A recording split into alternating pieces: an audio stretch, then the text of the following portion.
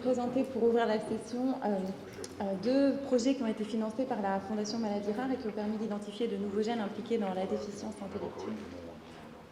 Donc, en 7 minutes, c'est un peu compliqué de vous présenter la génétique de la déficience intellectuelle, mais retenez qu'on connaît pour l'instant dans les formes monogéniques de déficience intellectuelle plus d'un millier de gènes qui peuvent causer, quand ils sont mutés, une déficience intellectuelle, parfois associée ou non à des troubles du spectre autistique ou à des épilepsies développementales.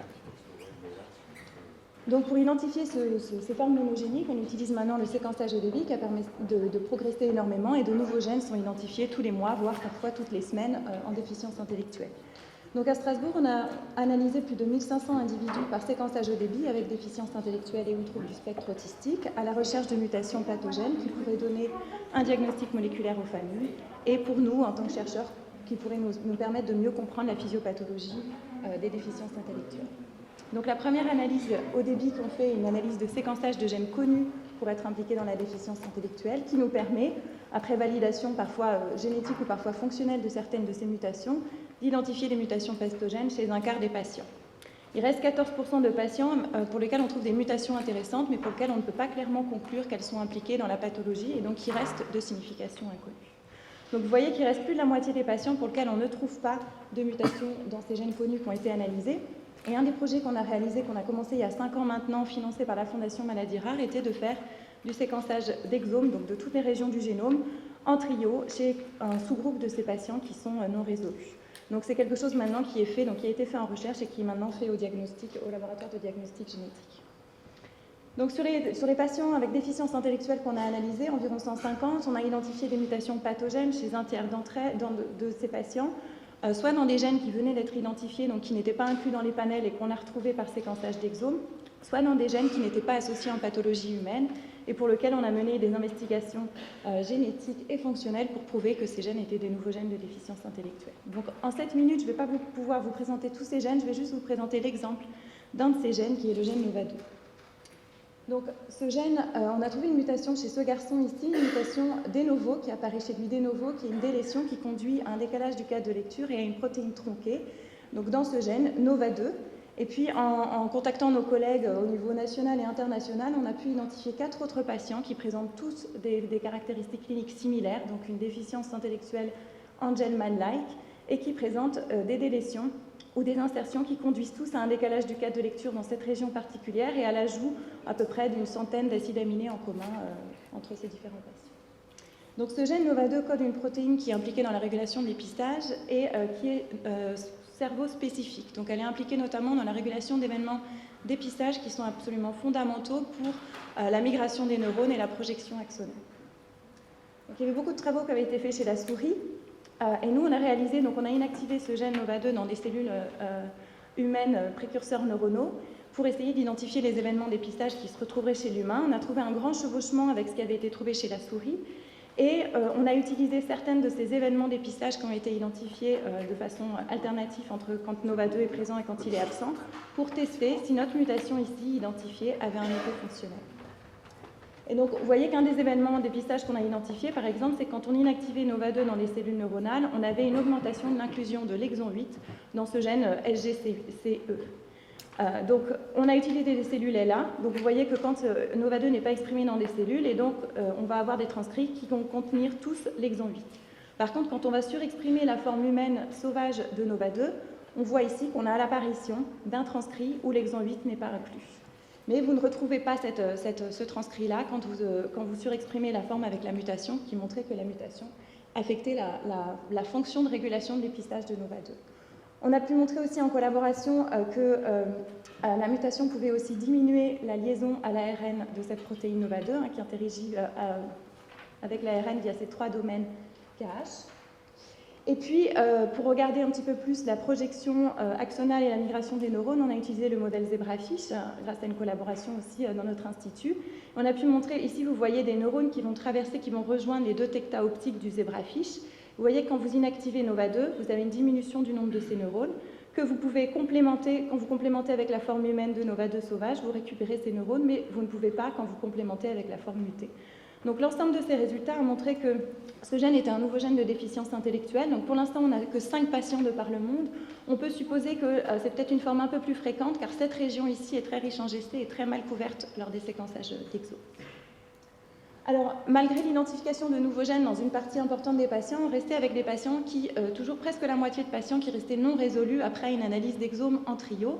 Et donc, pour certains d'entre eux, on a voulu continuer un petit peu. Donc, on a fait soit du séquençage de génome et ou du séquençage d'ARN. Donc, c'est un des projets qui a été financé par la Fondation Maladies Rares. Alors, la question qu'on avait, c'est que la preuve de principe de ces projets de séquençage d'ARN pour utilisation de diagnostic avait été réalisée sur des pathologies où on avait accès aux tissus d'intérêt. Donc, par exemple, les myopathies avec accès aux tissus musculaires. Pour la déficience intellectuelle, le tissu d'intérêt étant le cerveau, il s'est forcément limité d'accès. Donc on a voulu regarder si nos gènes connus pour causer une déficience intellectuelle étaient exprimés soit dans le sang, soit dans les fibroblastes. Donc on a fait cette analyse à partir de nos données de RNA-seq et on a pu montrer que plus de la moitié des gènes étaient quand même exprimés dans ces deux tissus qui sont facilement accessibles chez les patients. Alors, on a toujours une expression plus forte dans les fibroblastes, mais il reste quand même un quart de gènes qui ne sont exprimés ni dans les fibroblastes ni dans le sang. Donc on a voulu valider qu'on pouvait utiliser le RNA-seq pour retrouver des mutations connues. On a utilisé pour ça 2 mutations d'épistage du gène DIRK1A, donc avec un séquençage de fibroblastes et un séquençage de sang. Et on a pu mettre en évidence, donc là vous voyez les résultats de séquençage au débit avec ce qu'on appelle le Sashimi plot, qui montre qu'on valide l'effet des mutations d'épistage. Donc ici on a un skipping qui est représenté ici, un skipping de cet exon de DIRK1A total. Et ici on va avoir l'utilisation de 2 sites accepteurs alternatifs dans l'exon 5 qu'on peut visualiser ici. Alors la différence entre les deux, c'est que ici, cet événement était retrouvé comme un des plus significatifs parmi tous les événements d'épistage différents entre ce patient et les autres, alors que ici, on peut retrouver sur la lecture, mais on ne peut pas retrouver ça de façon très significative. Donc ici, a priori, même sans savoir la mutation, on aurait pu la retrouver par séquençage d'ARN, alors qu'ici, il fallait avoir une idée que c'était le gène DIRK1A qui était atteint. Donc on a essayé aussi sur des patients où on n'avait pas de mutation pathogène identifiée. Je ne vais pas vous présenter tous les détails, juste ici, on a une piste, alors ce n'est pas encore confirmé, mais on a identifié 2 variations dans un gène qui est un nouveau gène de déficience intellectuelle autosomique récessive, qui est une forme sévère. Et ce patient avait eu un séquençage d'exome, puis un RNA-seq, et en RNA-seq, on s'est rendu compte qu'on avait une mutation faux sens à l'état homozygote, parce qu'en fait, en retournant aux données d'exome, on voit que sur l'autre allèle, on a une mutation troncante dans ce gène-là, qui doit être dégradée par le système NMD. Et donc, la clinique du patient ne correspond pas encore complètement à ce qui est connu, mais il n'y a qu'une publication, donc il va nous falloir plus d'analyses pour prouver que vraiment on a le diagnostic identifié par RNA. Donc, juste pour conclure, le fait de continuer les investigations génétiques dans cette partie, à chaque fois qu'il reste non résolu des patients, nous permet d'identifier de nouvelles mutations de nouveaux gènes.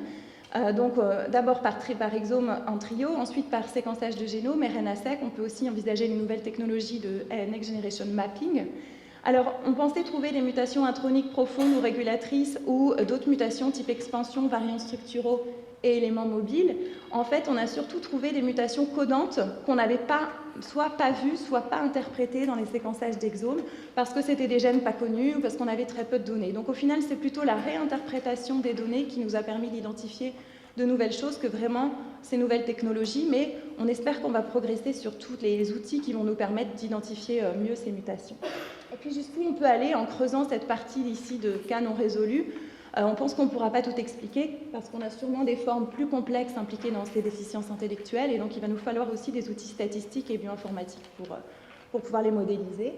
Et pour finir, donc, s'il est important de creuser cette catégorie ici grise des cas qui sont non résolus, il est aussi très important de s'occuper un petit peu de cette catégorie jaune qui sont les variations de signification inconnues. Ça touche à peu près un quart des patients.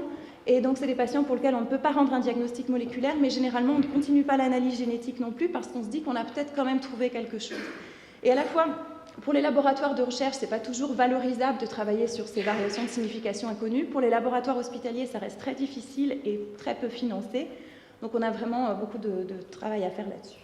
Donc voilà, je voulais juste finir en remerciant toutes les personnes impliquées, et tout particulièrement Francesca Mattioli, la doctorante qui a fait une grande partie de ce travail, et puis évidemment la Fondation Maladies Rares pour son soutien et les autres associations qui nous ont financés, et tous mes collègues, et Jean-Louis Mandel. Merci.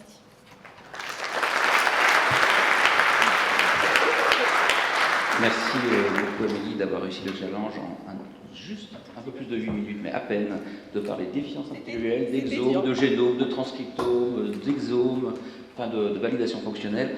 Je suis certain qu'il y a une ou deux questions dans la salle.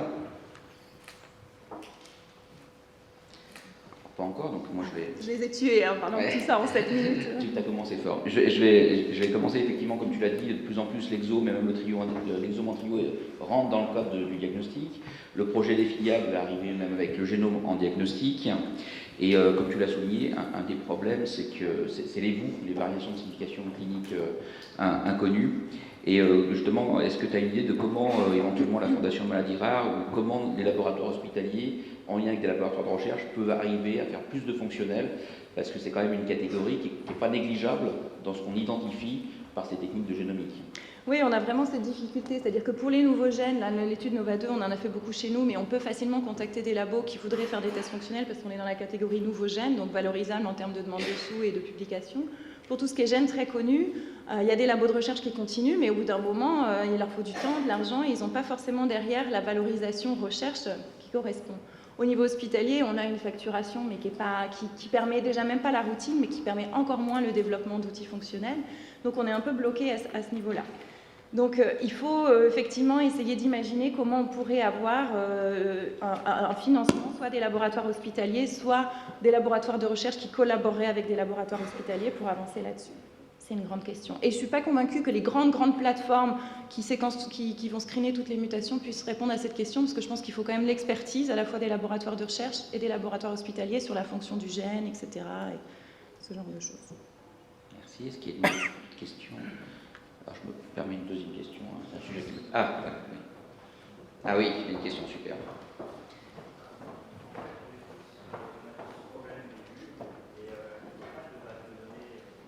Je redirai la question parce que je crois qu'il n'y a pas de micro dans la salle, si peut-être. Oui.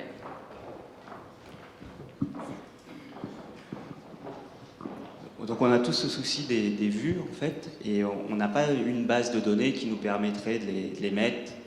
Et en fait, après, c'est en fonction du bouche à oreille, quand les gens viennent vers nos posters, nos présentations, qu'on a cet échange et qu'on peut après aller vers un peu plus de fonctionnel. Alors on est censé les soumettre à ClinVar, mais au final, ça ne change pas grand-chose quand on les soumet. Par exemple, on tombe sur des variants qui ont été rapportés 10 fois comme vous, bon, ça ne nous aide pas beaucoup. Nous, dans le réseau d'efficience intellectuelle, on essaye d'établir un peu la liste des différents gènes, des labos de recherche, des labos experts, etc., pour savoir à qui s'adresser. On a aussi un forum de discussion des variants où on peut poster nos variants de signification inconnue. Alors, pour l'instant, il ne marche pas beaucoup, mais il faut que les gens s'en servent et pour lequel on peut échanger et faire le suivi un petit peu avec tous les collègues, plutôt que d'envoyer un mail ciblé à un collègue en particulier et de manquer l'information. Oui, c'est très important, je pense. Et là, si on pourrait avoir peut-être un soutien un peu plus logistique, informatique, ça pourrait être une aide aussi. Une question, oui. Oui, c'est juste une remarque. Le problème des vues, ça a été parfaitement identifié par Jean-Louis et Ingrid au sein de la Fondation, et nous avons proposé à l'INSERM un appel à projet conjoint centré sur les vues. Pour l'instant, on est en attente de réponse, mais on voudrait vraiment avancer de façon volontaire pour essayer de trouver les moyens pour financer la recherche sur cet aspect. Super nouvelle. C'est une très bonne nouvelle. Je vous remercie la Fondation d'œuvrer pour cela. Bien, merci beaucoup Amélie.